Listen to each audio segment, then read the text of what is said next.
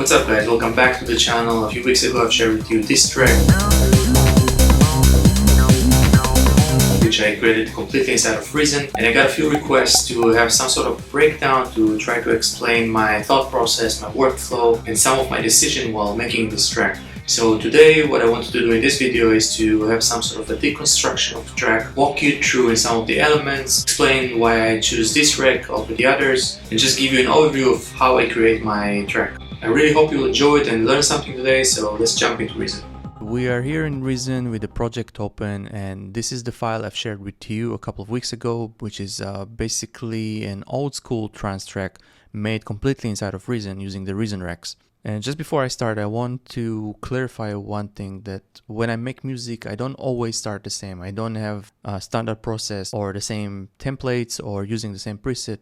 For me, making music is a journey of expression. So every time that I make music, I will start maybe differently. I might have a cool drum loop that I just made and let it run and come up with ideas, or I might start the bass line, or I might just make some sound design with one of the synths, and that will inspire me to go and make something complete out of it. In this particular project, in this specific project, what I wanted to do, actually how I started this, I didn't think I'm going to make a track out of this. I didn't know I'm going to start today some old school trance and then, start the basic and then finish it. No, the way I started it is that I just wanted to open Reason and just jam inside of Reason, very much similar to the days that I used to jam inside of Rebirth. So I wanted to have a very basic setup with a couple of drum machines and a couple of TB303 sounds and just have fun with Reason, right? And to be able to have such a simple setup, what I did is I dragged this original mixer from Reason 1, I believe. This is was the very first mixer inside of Reason. And just added to that a couple of drum machine and put some 909 samples and 808 sample, very much like Rebirth. So if you guys remember Rebirth used to have a couple of TB303 at the top and then a couple of drum machine at the bottom, the TR909 and the TR808. So wanting to achieve that same setup, I just put the mixer and all these racks together. And you can see the way they are connected at the back here, very basic. I just added some character and a bit of overdrive on the Redrum 909 here, and the same thing with the TR808, and these two are connected directly to the first and second channel on the original mixer of Reason. On channel 3 and channel 4 I have here ABL3, two instances of ABL3 playing two parts. So I wanted to have one part playing the bass line and the other one playing more of the acid line. And to get that distorted acid line, I used Arturia recently new released plugin for distortion, which is Distilled Coldfire. No specific reason why I used that distortion, and you can use any other distortion from the Reason rack. I just wanted to experiment and check out this new distortion from Arturia. What I also have on this chain specifically here is Kickstart 2 from Nick Romero, which is a very simple, very effective way to duck the sound and having a quick sidechain on the sound. So it's basically mimic the way if I would put a kick on the compressor and then ducking this bass line. It's just simplify the process by drawing a curve and making the automation for that. And on the second ABL3, I kept it simple. I didn't add anything on the chain, but one particular thing that I did here is to program the cutoff through matrix. And the reason for that is because I wanted to mimic the way Reason used to have this side filter on the side with different patterns that gave some movement and character to the 303 sound. So I wanted to achieve something similar just by automating the cutoff through matrix. And that's basically it. This is how I started the track. Now let me find the part which is the basic track and solo that and just listen to the basic element to give you an idea how this is started. So I solo here the 4 parts. And I'm gonna loop it here and let's listen. So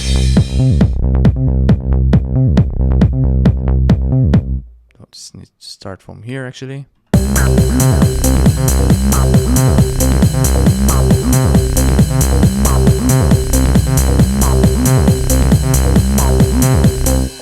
So this is how I started. Very simple, very Rebirth-like setup, having only the sound of the drums and only the sound of the TB303. Now on the mixer here, I also added some reverb and delay through the auxiliary of the mixer. And everything is connected, as you can see here, to this old and original mixer. Now what happened is that I really liked that pattern, and I started to hear ideas in my head that I wanna add some other parts to that and add more layers and more additions. And the first thing that came to my mind and what I heard in my head is that this very distinctive sound of the 90s, where you have this chopped vocal sound that is sound like a pad, is a chore in the background, and it's being cut rhythmically to the beat. So I pulled another one of Reason Rec, the Humana, which is like the name suggesting, is mimicking the sound of a human as a vocal, and it's configurable here to be sound like male or female and some other settings. I just took one of the presets, and all I did is chaining it through Synchronous, which is Reason plugin to add some creative effect and creative automation on top of the sound. So if you can see in the back here, it's the sound from Humana is routed into the Synchronous, and then having it directly going into the mixer. Now when I added this rec and I started to jam with some phrases, ideas, what I did is started to program in the sequencer here the very basic progressions and sequence of the patterns. So if we go all the way to the back, you can hear here how the pattern from the redrum and from the ABL3 are slowly entering and giving an introduction to the track.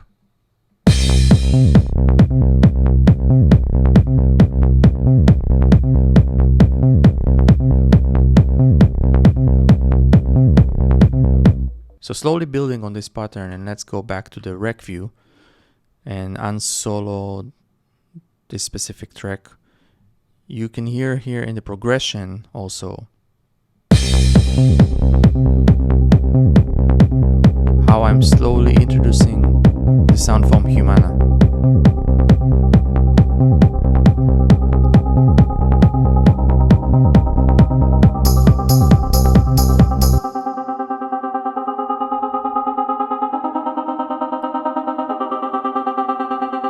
Beside automating the volume and slowly introducing this sound, what I also did over here is activating the filter on the Synchronous and slowly automate that to open the sound. So it's gradually introduced into the track and build up on top of the pattern that is in the background.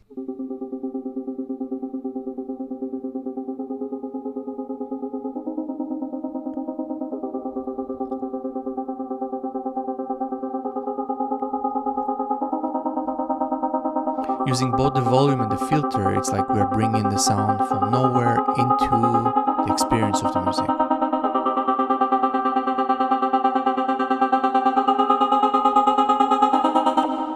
Now, music is all about tension and release. What does that mean?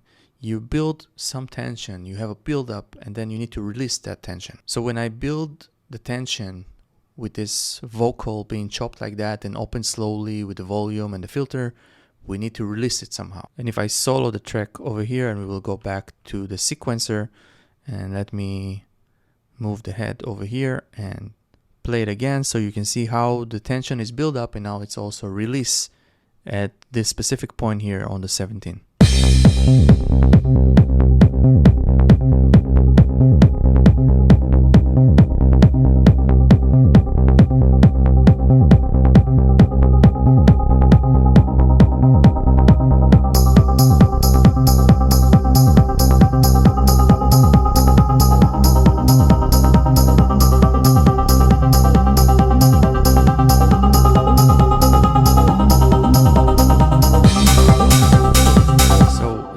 Happening with the crash symbol, and also you'll notice here, and let me zoom in on this particular part, what I'm doing here is I'm decreasing and lowering down the kick sound. So the tension is built also with the kick sound going lower and lower, and the Humana voice, the vocal voice, is opening and going upper and upper. So together this builds some tension, and then we release this tension with the introduction of the new pattern and new sounds and some new drums. Let's hear it again.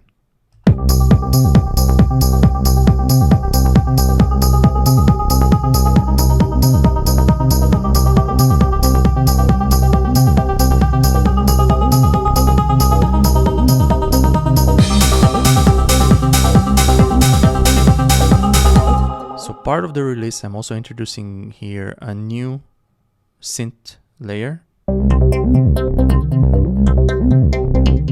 which is a very simple pluck sound made with Subtractor.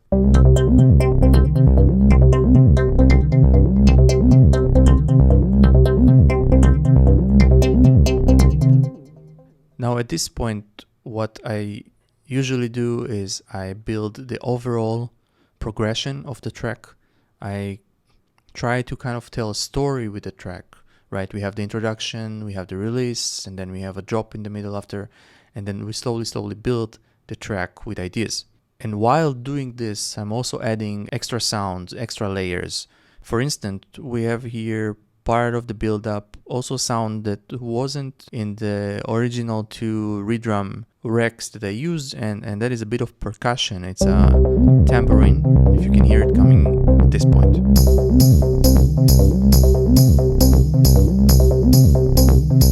Which is essentially just another redrum here, just playing this tambourine part. So the whole purpose of this redrum here is just to play that. And this is adding to the tension that we try to build. Going back to the sequencer, at this point, when we have the new synth layer and the other sound introduced, and we're also adding some sub bass over here using Reason Monotone, which is a really great synthesizer for bass sound. And the reason I added here is because I felt like the 303 on their own, they covered the mid-range, the bit higher range with the acid sound, but there were some still missing low frequencies that I could get from the monotone, more of sub frequencies. And if I go back to the mixer and solo that sound, if I can find it. So this is how the monotones sound like.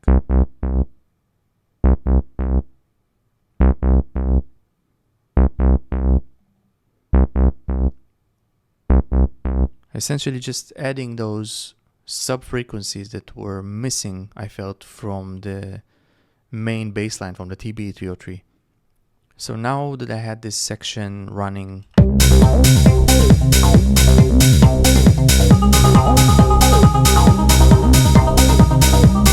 it was time to introduce some new element and make the track a bit more interesting, and this new element is coming in this section. Also, you'll notice that I'm playing with a filter, with the cutoff filter of the acid line, just again to build that tension and get another point of release.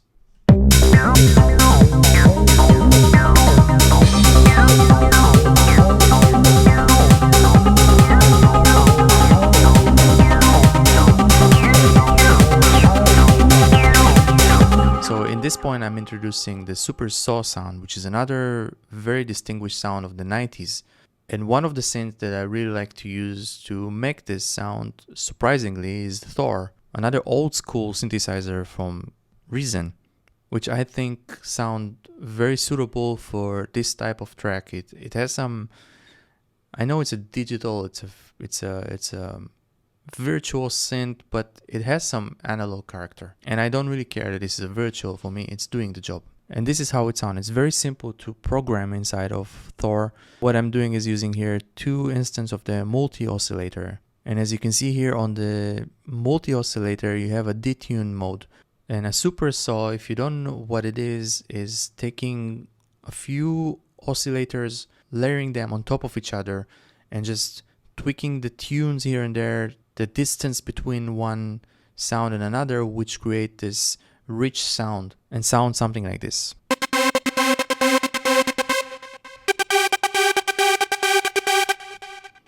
Now to get that chopped sound, I used here the arpeggiator from Reason and programmed a very simple pattern here that give very short notes at the beginning of the beat, and then a longer note which achieved this type of sound.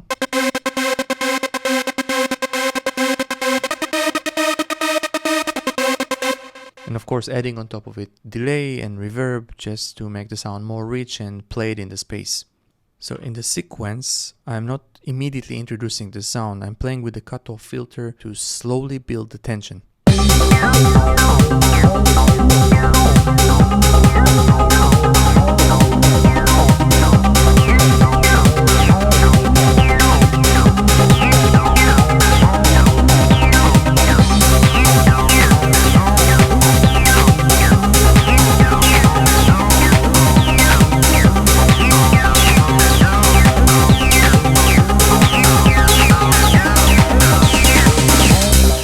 Also hear at this point that there is some 909 snare drum being rolled to build the tension to the release again.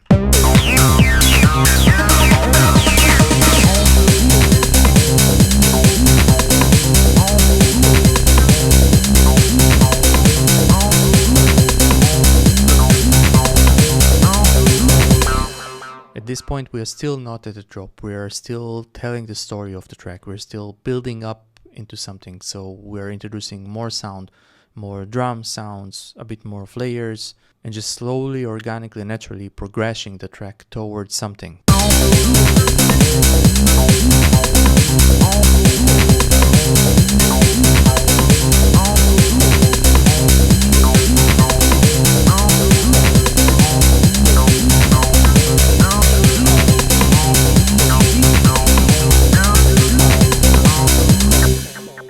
By the way, every time where you see here this A2, A3, A4 and very similar here, A1, A3, all that mean is that I'm programming here the patterns. It's a very cool feature from Reason that you can actually sequence the patterns in the sequencer.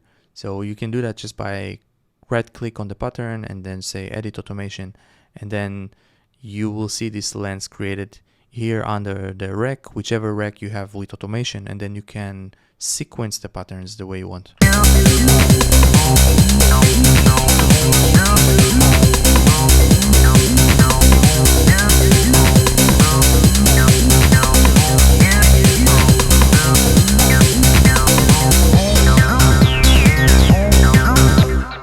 So just before the main drop, we have a short break here to calm down the tension, calm down the atmosphere, and this point kind of tell us that something is going to happen.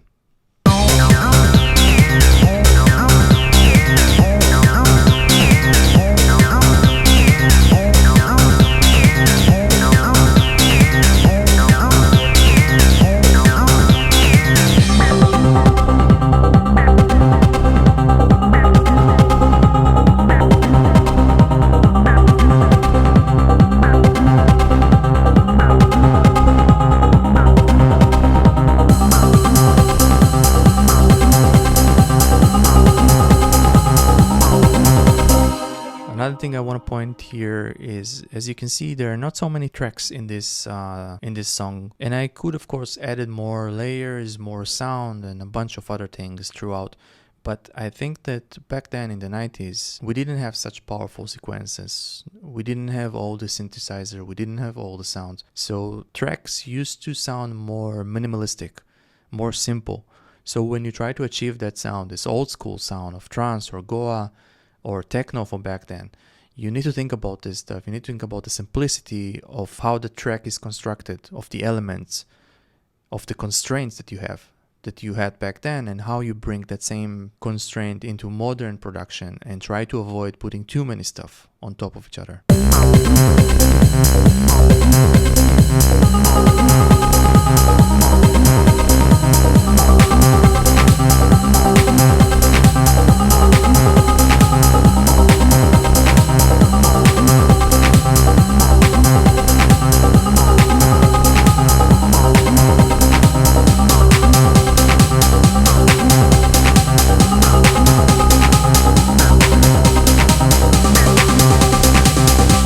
Same technique here like in the beginning. I'm lowering the kick, I'm rolling the snare drum, we are building something is about to happen, the tension is built up.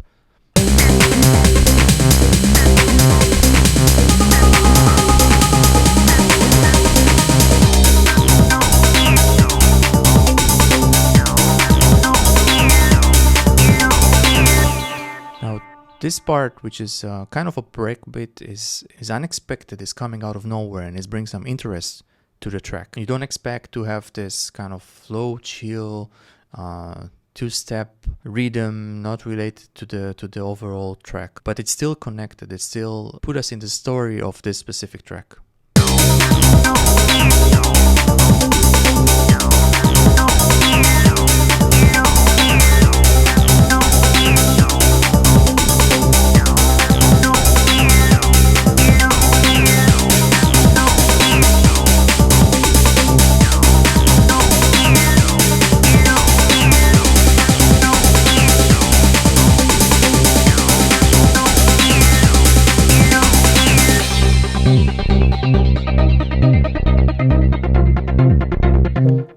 Here I'm finally introducing the main theme, and this is like a journey for the listener now. We took the listener through the introduction, we brought them into the trip, and now we had a small break in the middle, but now we are showing them the real story. Now we are bringing the hero, the theme, the main theme, the hook of this particular song.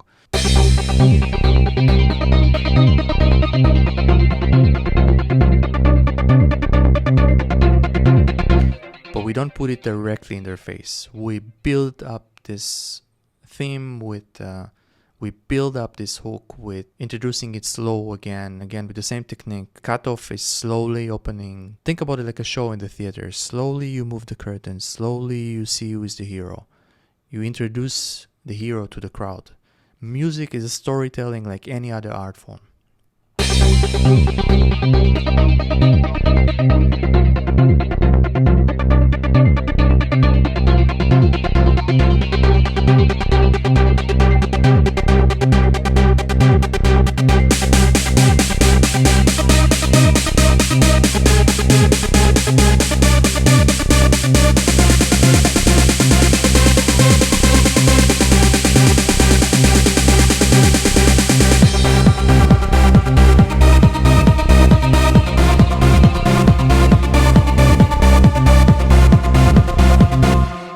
Introduce back the drums and the other elements, I don't put the full drum, I just put the kick, because we are still learning about this character, we're still learning about this theme. We cannot just overexpose everything in the same time, we have to build it slowly, take the listener on a journey.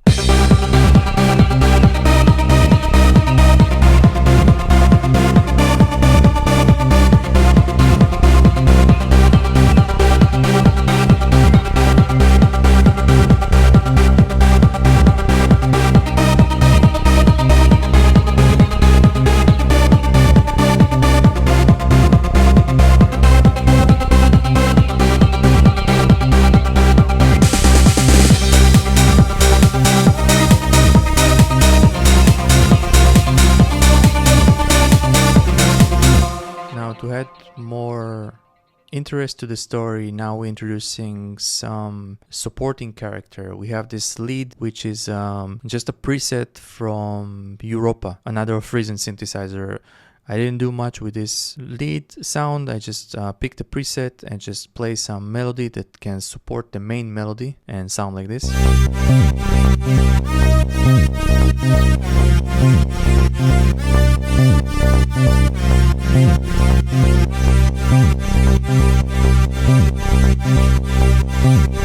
On top of this melody I put some sidechains so it's not conflicting with the kick drum or the other element, and it's being ducked every time the kick is playing or the main bass is playing.